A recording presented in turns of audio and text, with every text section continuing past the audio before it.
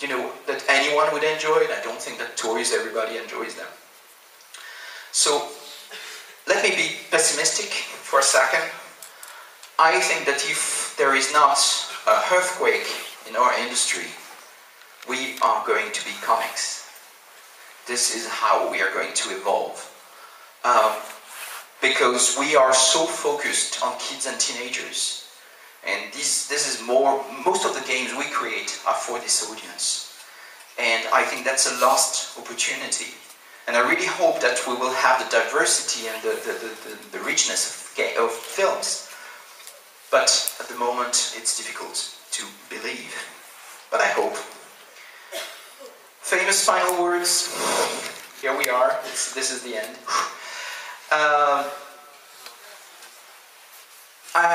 I'm all for innovation. I'm all for risk-taking. I took one route with storytelling, with cinematography, with the types of games I create, but there are many different other routes out there that should be explored. And when I visit schools or universities in general, sometimes there are students showing me their projects. And it's great. It's absolutely fantastic to have people working on different things. But most of the time they show me games that were made 20 years ago. Say, oh look, this is great. Yeah, but that's not exactly new. Basically, you did again something that many people did before you. So what's the point? I mean, if you're in this industry, you're here to invent something. If you don't invent or create something, then why are you here? I mean, it's sometimes better to do something that is bad, but bad in an original way, that do something that is absolutely fantastic in a genre style or in a way that has been done 1,000 times before. So we need innovation because, again, the next Stanley Kubrick will come from you guys. You are the next creators. You are the future of this industry. And if you don't believe that your future lies in innovation, then you will just create more first-person shooters and you will just contribute to make our market smaller and smaller and smaller. And that's the thing. That's the problem. I'm happy with first-person shooters. Honestly, I have no issue with that. I'm happy with all the hardcore games. The only thing that I'm not happy with is to see them being 100% or 90% of our industry. That's the problem. We need more diversity. Do as many first-person shooters as you want, as long as we have creators and we have people experimenting and trying and discovering new things. I joined this industry because I wanted to be a pioneer. I wanted to be someone discovering this new land. And I think this is what should motivate people today to join the industry. Be a pioneer. That's the most important thing. So, this is the end. And I think we're going to have some time to take questions from the room, if you have any questions. Thank you, that was a great talk. This is Janet Dell from the University of Portsmouth. I really echo what you have said.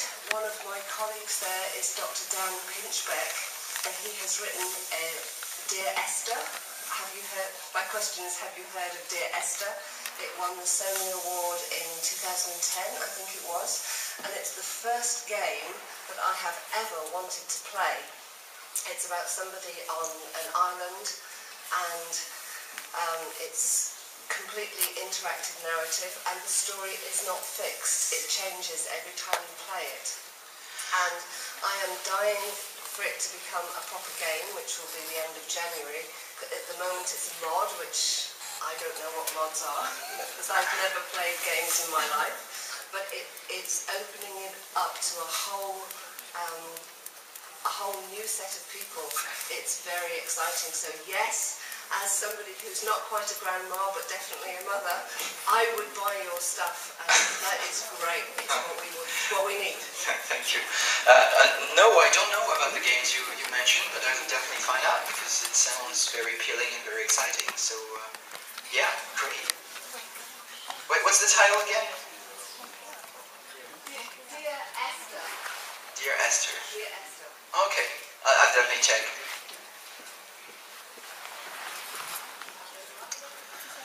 Come be shy. I'm sorry for bad English for first. My English is bad too, so I want to ask, you tell us that storytelling is important, and you brought to us examples of many games, but I'm surprised that there are no examples of adventure game, point and click, like older Monkey Island, like The Longest Journey. What's your relationship with this kind of games? What's the relation with the Heavy Rain, with this type of game that for me are storytelling, are interactive stories? That's a very good question. I played all these games. I was a huge fan of LucasArts. I played Monkey Island and Indiana Jones and all these games, and I loved them. When I started working on Fahrenheit initially and trying to invent this new genre, many people thought, oh, this is an adventure game. This is the new generation of adventure games. And it made me think, is it really adventure games I'm doing? And I thought, what are exactly adventure games? Most of them are based on clicking on the right spot. Sometimes it's one pixel, exploring really the environment, having very long dialogues, dealing with an inventory and objects and combining objects to create other objects to solve puzzles.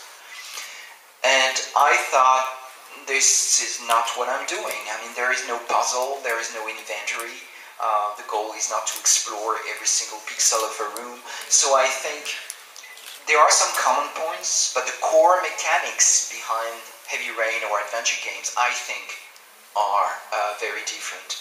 I think, you know, we saw the adventure genre going down and down years after years, which is sad in a way. I thought there was some very interesting things. I mean, Sam & Max or all these games are just amazing. But at the same time, I think that people get bored of the mechanics, the patterns behind it, because you realize that story is just an alibi, it's just an excuse to give you puzzles and make you use objects and etc. And this is not so much what I want to do. Thanks. Thanks. Could I ask another question? Or sure. It's a very particular question. In the Fahrenheit scene, where oh my god. where I don't remember, Carla is the main. Carla. Has these claustrophobic attacks. Yes. You wrote the story or the gameplay first? Sorry. It's always the same good old question. What do you write first? And the answer is I try to write both at the same time. And I think that's the only way of doing it. If you start thinking about the story and then you say, oh, okay, how can I play this great story? Then most of the time you end up thinking, well, I don't have a clue. I mean, let's make a big cutscene. That's probably the best way. But if you go the other way around and you start saying, oh, I got this great idea for mechanics. How can I use it in my story that has nothing to do with that? And you end up usually with a poor result. So what I try to do, and that's the most challenging part of my work, I try to think both at the same time. I decided in matter of characterization that Carla should be claustrophobic. And I thought, wow, that's interesting. How can I play claustrophobia and make you feel like you're claustrophobic with that? And this is how the scene was born. And that's the case of most of this. And I would say that the best scenes are the scenes that were written with gameplay and narrative at the same time. Thank you. Hi. Hi. Thank you for coming and for your contribution. I heard a lot of rumors about this game. I heard a lot of opinion from a lot of my best friends that are hardcore gamers. And then the particular thing is that the great part of the critics of your game that I personally appreciated and I finished tonight okay. is that... Did you save Sean? What? Did you save the kid? Yes. Yes, okay, good. But you can keep talking then. Madison died, unfortunately. The most part of the critics is the contrary of your goal, of your purpose. The most parts of people that not appreciated your game. It was that the most part of the game is about watching the game and not playing it. I'm not interested in this question because I appreciate it. I had a lot of feelings. I thought about a lot of things that happened in my life, not about murder, but about relationships with my father. And what's your answer about these critics? Well, critics. We had few actually. The thing is that not everybody's is expecting the same thing from a game. There are people who expect adrenaline only when they hold a controller, and these people will probably be very disappointed, and this is probably not a game for them. Fine with me. I mean, I don't pretend I've made a game that absolutely everybody will enjoy. I'm just trying, on the opposite, to break the rules, to create a game that is different, that goes against what most people in this industry do. So I'm not surprised that there is some resistance against that, and that's fine. That's fine. It's just to prove that we broke some rules. Some people enjoyed it, some people didn't like it. But there are so many people in our industry that want games to remain the same. They are against anything that would change, and that's very surprising because we are in an industry that changes very fast. I mean, technology is moving very fast. But it's also an industry where you will find the most conservative people, actually, people who believe that games should remain what they were 30 years ago. That's not my opinion. And you know about this thing of, am I playing? What does playing mean? I mean, is playing pressing buttons as quickly as possible? That's one definition, and it's not mine. I don't think that's exciting.